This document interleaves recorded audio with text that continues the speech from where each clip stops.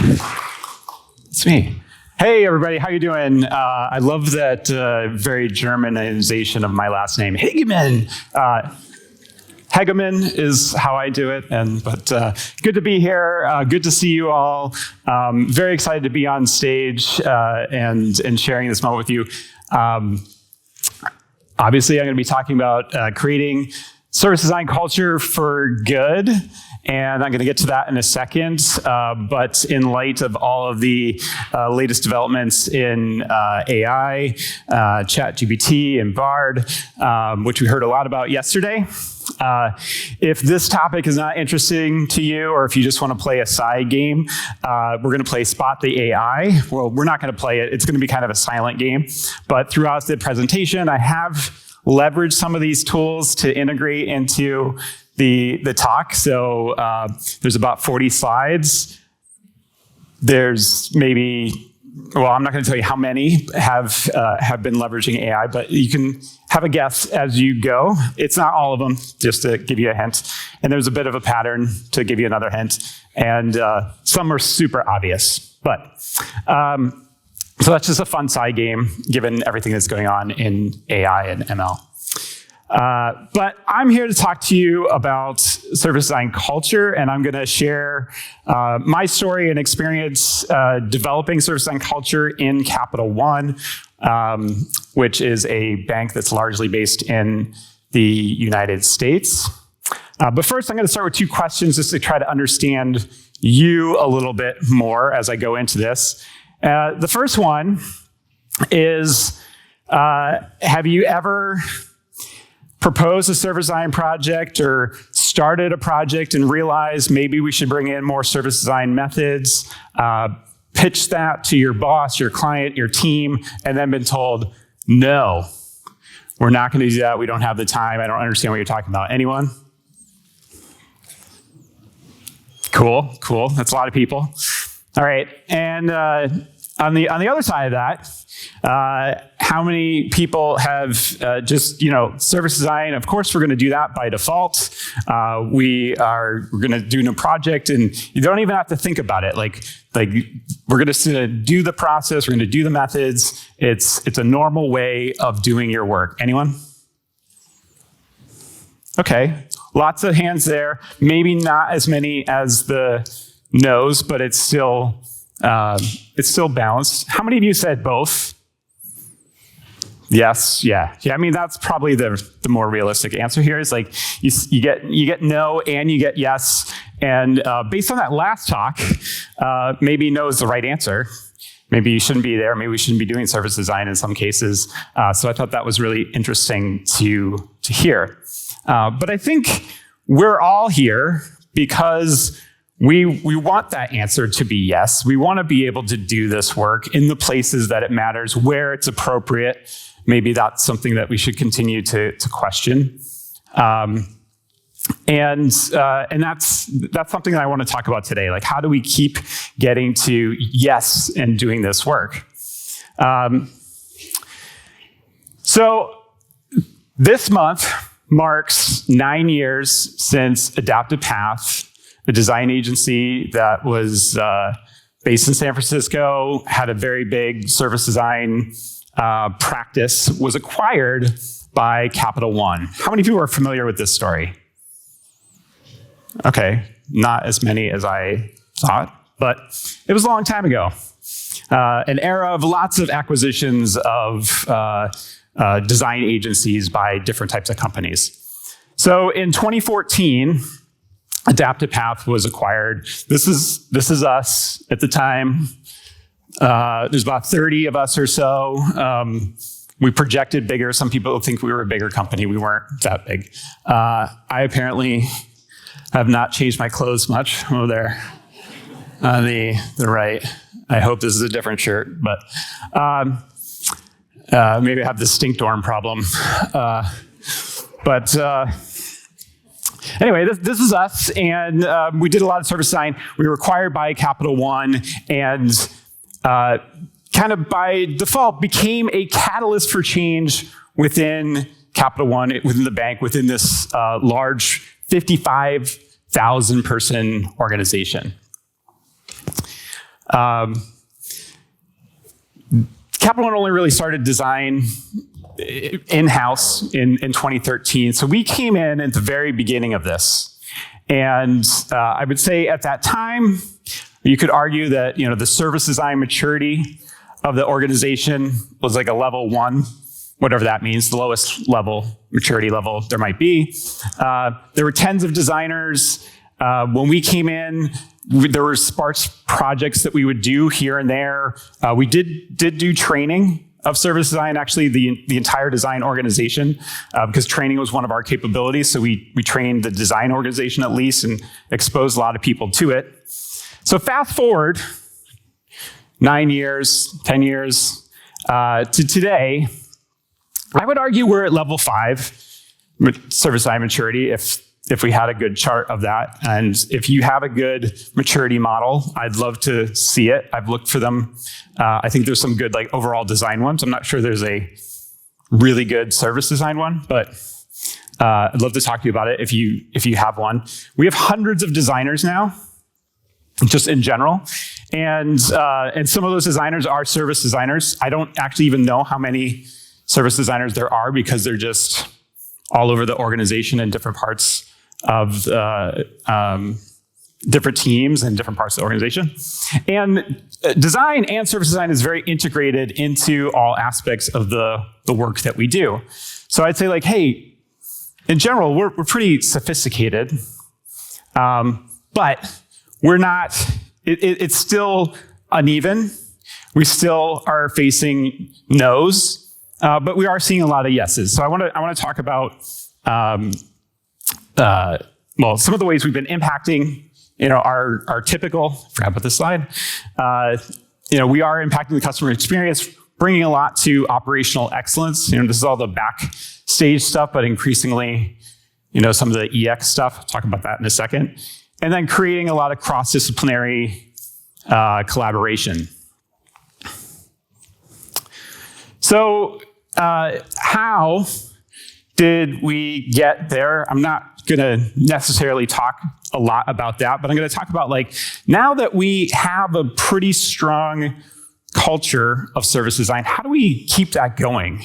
How do we maintain that? And I feel I hope anyway, that the lessons that we're picking up and the things that we're doing either resonate with you or are going to help this community as well as we think about how we maintain our culture collectively. First, keep educating and start simple. I hear a lot of designers say oh my gosh, I got to explain this again and again and again to different people, different things. That is part of the job. And even if you are an experienced service designer and you practice a lot, you're going to find yourself in situations where you have to explain it again, or over that 9-10 years that I've been part of Capital One, lots of things have changed. The designers that we trained in the beginning, lots of those people are gone. So we have to train the new group of people. Of course, they're getting exposed to everything that was there before, but that's still required. Business leaders, you might have a really good relationship and a really supportive, people, we talk about finding advocates, finding the opportunity. Yes, do that. But sometimes that goes away. They get another job and the new person, I've never even heard of this stuff. So you go, you've made some steps forward and then suddenly, we're back here. We have to re-educate. When I say keep it simple or start simple, it's a definition that I've used a lot. It's just, there's many different definitions of service design. I think we saw one yesterday that was much simpler. Maybe it was yours that I really liked. And but I'd been using this for a while to try to say it's all the things basically, and. But sharing this with someone that's never even heard of this or doesn't have a lot of time and you're trying to convince, what? You do I do all that stuff too, or we have a whole entire organization that does all those things. So what are you talking about? And so you have to find other ways to reach people and connect and educate. And one thing that's worked really well, actually, is this little story. This is these are chairs in a neurosurgery clinic. This is a photo from one of the very first service design projects that I ever did. Oh, hi, people online. I forgot about you. Good to see you. And what we found, the insight was, hey, when we spent time in the clinic, it's very crowded. There's not a lot of room for wheelchairs, and there were a bunch of people with wheelchairs. So we asked, like, can we move the chairs? Can we rearrange them? Can we take some out? And they were like, yeah. Who are we going to have to check with that? Like, I don't know if you could. It's like, well, no. We'll literally just come in the morning, move the chairs, see if it's better. We'll move them back. And they're like, And it took like convincing to like move chairs. And so, I shared this story with some executives as part of, introducing them to service design. And then also adding, and I think this is where it's also very appropriate for what we're talking about here in terms of change. It's like, moving the chairs was hard. Why was that hard? This shouldn't be hard. We just move the chairs. But to give some perspective, if moving the chairs is hard, and we're trying to do much, much bigger things, are we really being real with how much goes into that? And we saw some great examples yesterday that I think are the equivalent of chairs. It's like, can we change the document? Yeah, yesterday, a lot of the public service things, like, oh, we send this out, and like, can we just redesign the document? Well, no, that's complicated. And it's really interesting that like that physical touch point is probably more difficult to change than a digital one. But this resonated with our business executives. They're like, yeah, man, things are hard to change. And like, and so I hear this story played back, which is helpful. Storytelling should probably be a point in here, but telling good stories, getting those stories in the organization, the stories that we tell ourselves here at the conference, those help in building and maintaining the culture. Another thing is share the tools, but also know their limitations. I've talked before about giving service design away and being okay with that, even though it's uncomfortable, and we're experts and all that stuff. But you have to do this with other people. I think we heard before, like co-design with, you do not have all the knowledge to do this job and everything that is going to be required to change big experiences or even chairs. Like I didn't realize it was that complicated to change chairs. But know the limitations as well. So here's a great picture of a designer and a product manager and a blueprint in the office that they're using to understand the experience. This is all great. And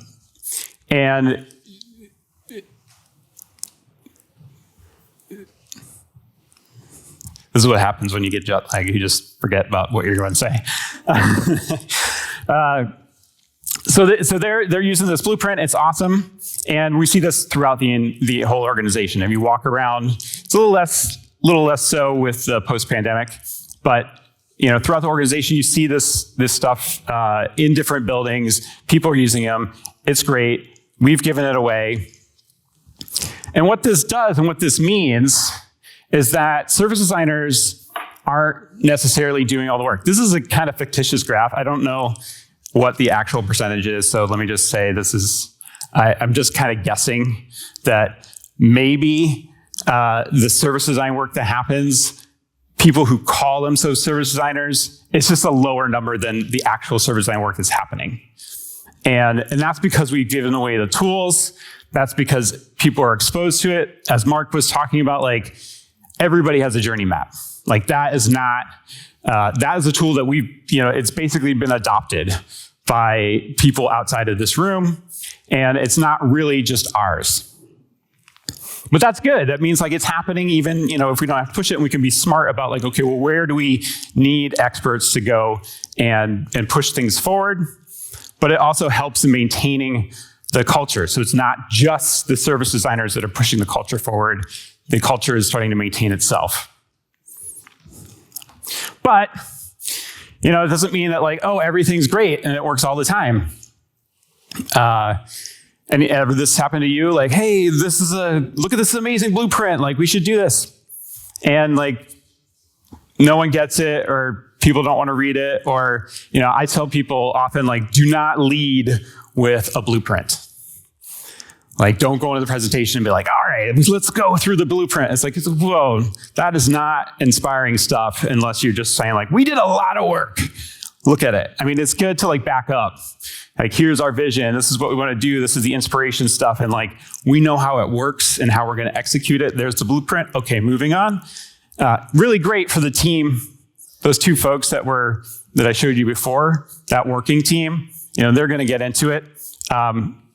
It's challenging sometimes to get these tools in front of people and get them engaged, unless they're really invested. So that's one challenge. Other challenge is like, it might not look like design work to them. So people have most folks in particularly, well, I know we heard yesterday, I think that like all organizations are tech organizations now. So if all organizations are tech organizations, they all have UX designers, and people tend to think that like design is UX design. So you're working on screens, and so you show them a blueprint, and they're like, what is this? Why are you doing this? This looks like something my operations people should be doing. And then on the flip side, you could think that blueprinting is only service design. Those things are equal. So, we did the blueprint or we did the journey map, we did service design, we're done. Move on.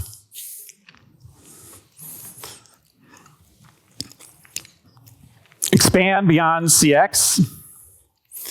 I think we're seeing a lot of this happening globally. You hear about EX, employee experience, a lot now. Within our organization, we've definitely looked for opportunities to not just apply service design to our external customers, but like, how do we support our internal employees or associates, as we call them? Even it has like no, outside, well, I mean, you can probably connect the dots to outside customer experience, but just even internal programs and experiences our employees have. So the great thing about that is, when you have questions like, well, how might we build a new program for our employees that promotes career advancement or that promotes diversity? The answer can be service design. And people have that answer, or they're not, or they're welcoming of at least that dialogue. And we've done a lot of work in these areas that are really good, which continues to feed the culture. So you're doing service design CX, you're doing service design in employee experiences, and it leads to other opportunities like, well, Capital One is, like most businesses, creates new businesses, acquires new businesses. This is one we recently acquired. And when the question comes up of like, okay, we would like to create a new team that focuses strictly on how we solve problems for new businesses and acquisitions, one of our risk executives is like, well, of course we would include service designers in that team. And that's awesome. But again, this particular risk executive, very supportive, has been exposed to the education, has seen work in other contexts, so she's an advocate. If she left, I might not be having that conversation. I might be back at like, well, okay, now I need to like re-educate and do some more work. So it is, it's not all sprinkles and rainbows, as you might say. Just heard Mark talk about this. Organizing around journeys is another thing that really helps instill the mindset and the culture. Anyone familiar with this? I hear this a lot. Your org chart is showing, or don't ship your silos is the other thing that folks like to say. I looked this up. I couldn't find like an actual author, so if you know it, let me know. But often we do ship the silos, and one of the things that we've been trying to do is break that down with a service design mindset and tools. If you're playing the game. This is a good one. So might have a journey map, right, showing like this is what the customer experience is. The business may not be aligned to that at all. They're just like organized into things that make sense for that. One of the ways that you can try to mitigate that without changing the business organizational structure is change the design team structure and map out, what makes sense from an experience standpoint and where those boundaries cross, and like design your team to straddle the different business units and help bring them together. But of course, as Mark said, then you're playing maybe an intermediary of copying and pasting information from one place to another. You still probably need a horizontal team that is connecting the dots across all those as well. But this is one of the ways that we have helped instill that mindset. We're working that way. We represent that back to our business partners as like, hey, this is the team that focuses on this experience, and these are your business teams that ladder up to that. In other places in the business where it is more advanced or mature, like the business itself has designed itself to model the experience. So based on the customer journey, okay, this is this experience team, this is this experience team. Of course, you still have connectivity problems, but at least like if you're going to ship your org chart, you can organize your org to be the experience, and then it's a little better. I'd say you still probably need a horizontal team to connect this.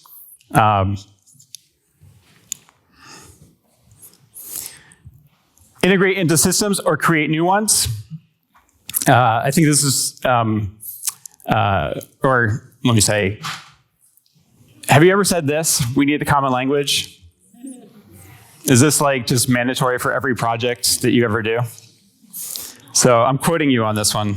But we need, so for us, as an example of how we've integrated into systems, we had this problem. We have a large design organization. How do we have a common language around how we do design? Where do things like service design fit in? Where and how do we make sure that we're thinking about metrics?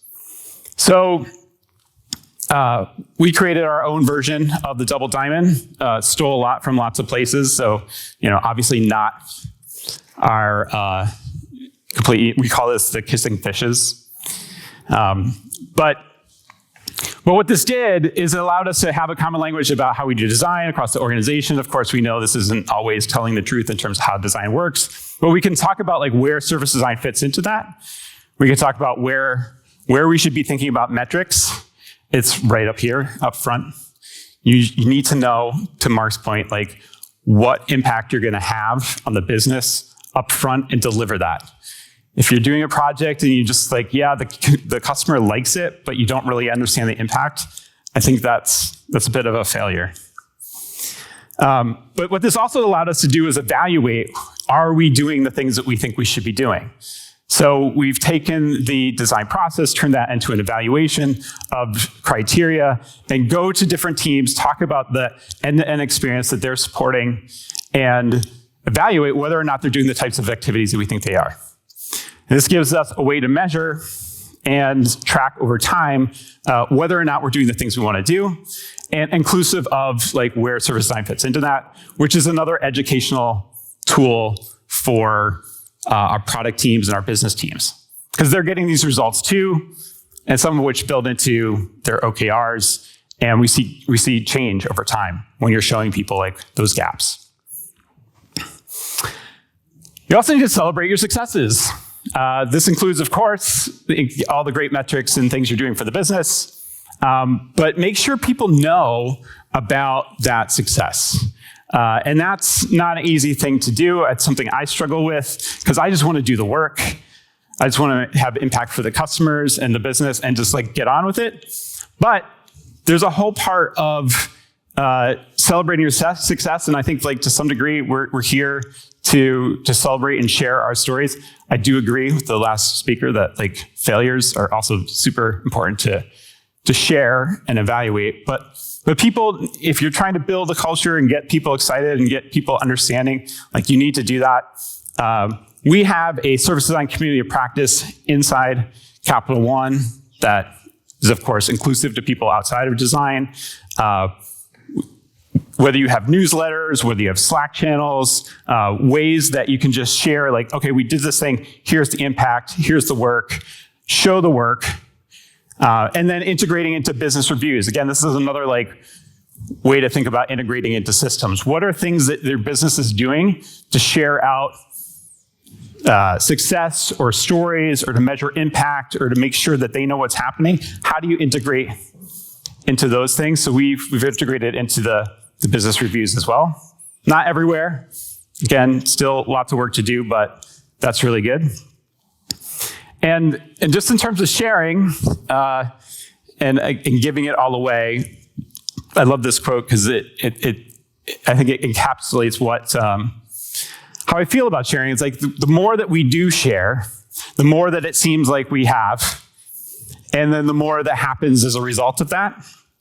So it just keeps kind of propelling, and it's a big reason why I've always been a supporter of this conference and of everyone here coming and sharing their stories. But we have to be patient, or as we heard a lot about yesterday, resilient. I'm talking about 9 years that I've personally invested in an organization, and a lot of others have as well, in terms of how we build up that maturity, how we continue to do these things to keep the practice alive, keep it moving forward.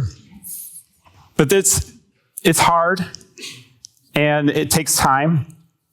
When I think about naively, the complexity of doing something and how long it should take, you might just model it and be like, yeah, as it gets more complex, it should take more time. And a lot of services and a lot of things we're trying to do are pretty complex.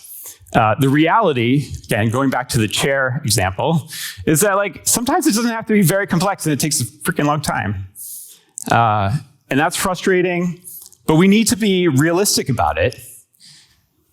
We need to understand that, and we understand this is also part of the job, right? We're in a situation where services have been around for thousands of years, and service design has been around for a couple decades. So kind of to we might be here to help save the world, maybe not save it ourselves, but we're kind of new to this game. And it's going to take time for us to get integrated, get familiar, get others familiar, and practicing in the way that we think is going to be really helpful. Another thing I like to tell my teams is you can't do level 5 service design if you're actually at level 1. So again, being realistic with where are your partners? Are they receptive to this? If you're pitching a 3-month-long project, and they only have a week to do something, and they've never even heard of what you're talking about, you're going to fail. And that shouldn't be surprising to you. So we need to be realistic of okay, well, what level are we at? What's going to be successful? Where do we start?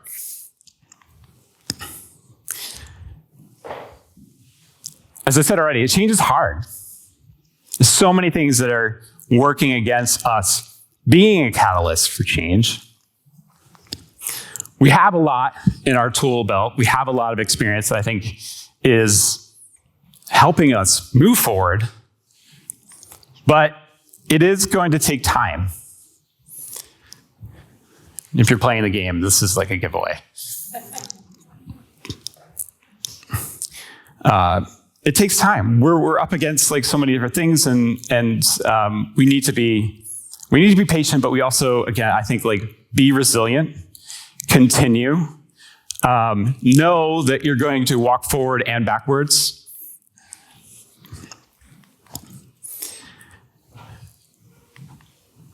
Another quote that I really like, and another person who has worked a lot in affecting change.